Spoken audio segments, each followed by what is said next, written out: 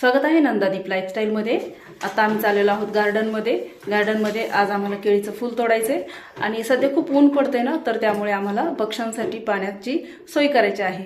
तसं पक्ष्यांसाठी पाणी आम्ही खाली ठेवतच असतो, पण सगळे पक्षी खाली येत नाहीत, मांजरी पण असतात गार्डनमध्ये, त्यामुळे पक्ष्यांना सहज पाणी पिता येईल असं काहीतरी आपण जुगाड करू, है की नाही।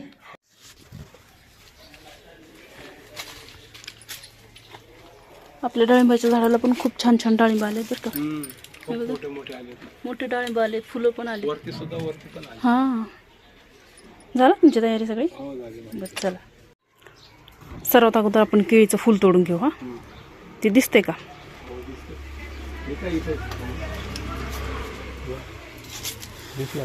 तर इथे बघू शकता तुम्ही केळीला किती सुंदर फूल आलेलं आहे आणि या फुलाच्या वरती भरपूर केळी पण आहेत, पण सध्या पानामुळे दिसत नाहीत। केळीचं फूल तोडल्यानंतर मी तुम्हाला दाखवते। आता इथे समोरची केळीचे मोठे मोठे झाडं दिसतात ना, त्या केळीला सुद्धा भरपूर केळी आलेले होत्या। मागच्या एका ब्लॉगमध्ये मी दाखवलं होतं की तो केळीचा घड आम्ही काढून कट करून पिकायला ठेवला, तर तो कशा पद्धतीने पिकायला ठेवला दाखवला, पण केळी पिकलेल्या दाखवल्या नव्हत्या। तर आजच्या ब्लॉगमध्ये मी दाखवणार आहे त्या केळी कशा पिकल्या, त्यासाठी तुम्ही हा ब्लॉग शेवटपर्यंत नक्की पहा। फूल बघितल्यानंतर दिसायला ते खाली दिसत होतं, पण ते भरपूर उंच होतं, कारण की केळीचे झाडं खूप उंच गेलेले आहेत। आणि ते बघू शकता तुम्ही किती छान केळीचं फूल आलेलं आहे। केळीचं घड वाढत असेल तर सुद्धा केळफूल तोडून घ्यायचं, जेणेकरून त्या केळी चांगले पोसतात। आणि केळफूल तसंच ठेवलं ना तर केळी पोसत नाहीत, आणि या केळफुलाचे आपण कोणतेही पदार्थ बनवू शकतो। केळफुलाच्या बऱ्याच रेसिपी मी अपलोड केलेल्या आहेत। आणि इथे बघू शकता केळीचं घड किती मोठं आहे। याच घडाचा आता आपण केळफूल तोडलेलं आहे। आणि या झाडाला पण एक छोटासा केळीचं घड आहे बघा, त्या पण केळी छान पोसलेल्या आहेत, कारण की त्या घडाचं केळफूल सुद्धा असंच मी एक रेसिपीसाठी काढलं होतं। आणि त्या घडाला पण भरपूर केळी आलेल्या होत्या, पण त्या घडाच्या केळी चिप्स करण्यासाठी आम्ही बऱ्याचदा तोडल्या होत्या, त्यामुळे आता सध्या तो छोटासाच घड आहे। तर बघा यांनी अशी डबे लावलेली पक्ष्यांना पाणी प्यायला।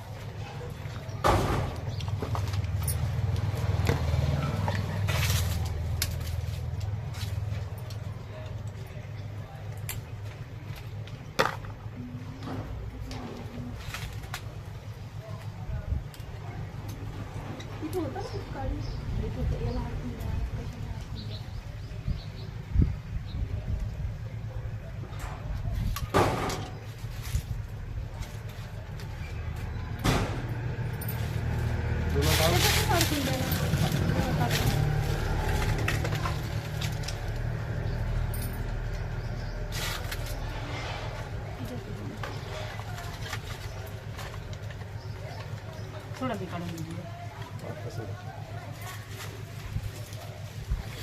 हे मागच्या वर्षी पूर्ण तुटलं।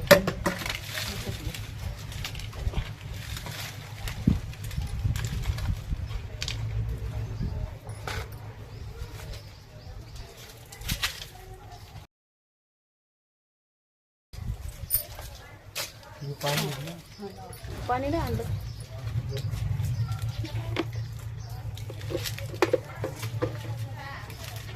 तर बघा अशा पद्धतीने पक्ष्यांसाठी आम्ही पाण्याची सोय केलेली आहे।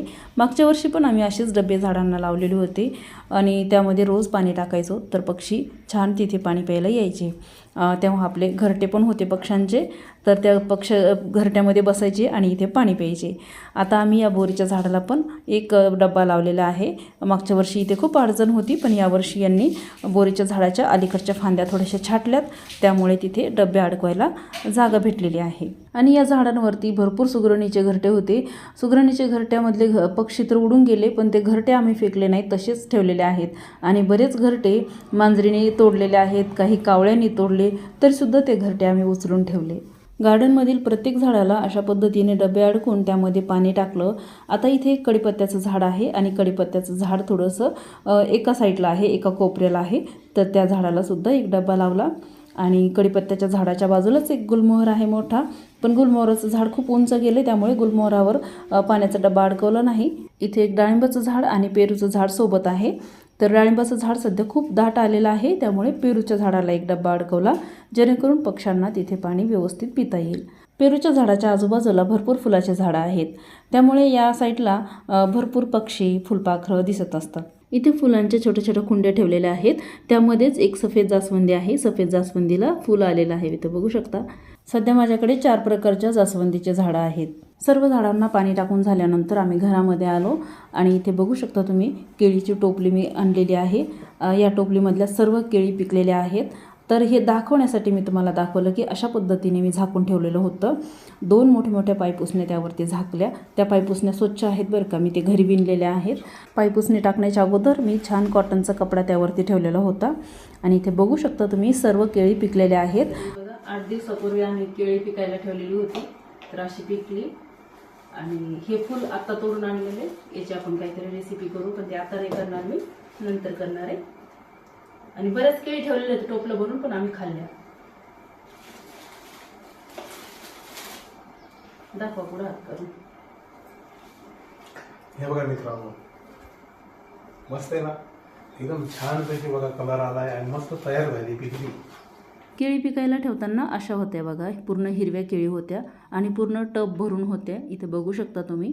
या केळी कशा पद्धतीने पिकायला ठेवल्या त्याबद्दल मी सविस्तर ब्लॉग अपलोड केलेला आहे, नक्की पहा. केळी पिकायला ठेवताना एवढा टब भरून केळी दिसत होत्या आणि आता पिकलेल्या केळी तर एवढ्याच दिसत आहेत, कारण की केळी पिकायला ठेवल्यानंतर हे गावाला गेले आणि ते गावाला गेल्यानंतर काही केळी पिकल्या तर वरच्यावर आम्ही खाल्ल्या. मी आणि माझा मुलगा घरी होतो, तर जसजशा केळी पिकतील ना तसतशा आम्ही खाल्ल्या. पण हे घरी नव्हते म्हणून आम्ही कोणतेही शूटिंग केले नाही, ब्लॉग केलाच नाही. त्यामुळे सध्या एवढ्याच केळी आहेत.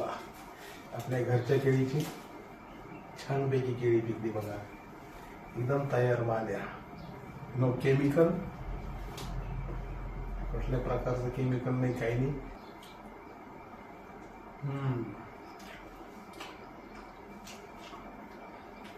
जबरदस्त. तर आत्ताच यांनी सांगितलं की कुठल्याही प्रकारचं केमिकल नाही, काही नाही. तर खरंच या केळी पिकवण्यासाठी कुठल्याही प्रकारचं केमिकल आम्ही टाकलेलं नव्हतं किंवा झाडांना पण कुठल्याही प्रकारचे रासायनिक खतं आम्ही टाकत नाहीत. पूर्णपणे ऑर्गॅनिक केळी आहे. तर घरच्या घरी झाडं लावल्यानंतर आपल्याला अशीच ऑर्गॅनिक फळं खायला मिळतात. तर चला आजच्या ब्लॉगमध्ये इथेच थांबूया. ब्लॉग आवडला असेल तर लाईक करा, चॅनलला सबस्क्राईब करा. पुन्हा भेटूया अशाच एका नवीन ब्लॉगसोबत नंदा लाईफस्टाईलमध्ये. तोपर्यंत बाय बाय.